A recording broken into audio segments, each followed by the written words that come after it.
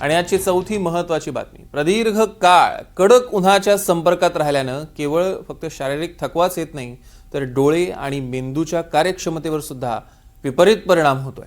विशेषतः लहान मुलं, ज्येष्ठ नागरिक आणि इतर आजार असलेल्या व्यक्तींना याचा सर्वाधिक धोका आहे असं तज्ञांनी सांगितलं। दिल्लीमधील रुग्णालयांमध्ये सध्या डोळ्यांची जळजळ, डिहायड्रेशनमुळे होणारी तीव्र डोकेदुखी, त्याचे विकार आणि उष्णतेमुळे उद्भवणाऱ्या न्यूरोलॉजिकल समस्यांच्या रुग्णांमध्ये मोठी वाढ झालेली आहे।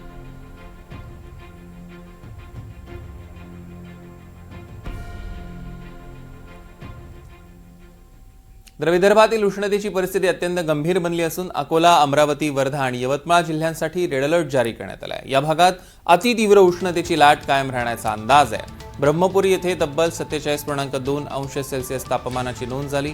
ते देशातील सर्वाधिक तापमान असलेले ठिकाण ठरले आहे। वर्ध्यात 47 अंश, अमरावती आणि चंद्रपुरात 46.6 अंश सेल्सिअस, नागपुरात 45.7 तर यवतमाळमध्ये 45.4 अंश सेल्सिअस तापमान नोंदवलं गेलं। नागपूर, चंद्रपूर आणि काही इतर जिल्ह्यांसाठी ऑरेंज अलर्ट जारी करण्यात आलाय। पुढील काही दिवस तापमान सरासरीपेक्षा 2 ते 5 अंशांनी अधिक राहणार आहे।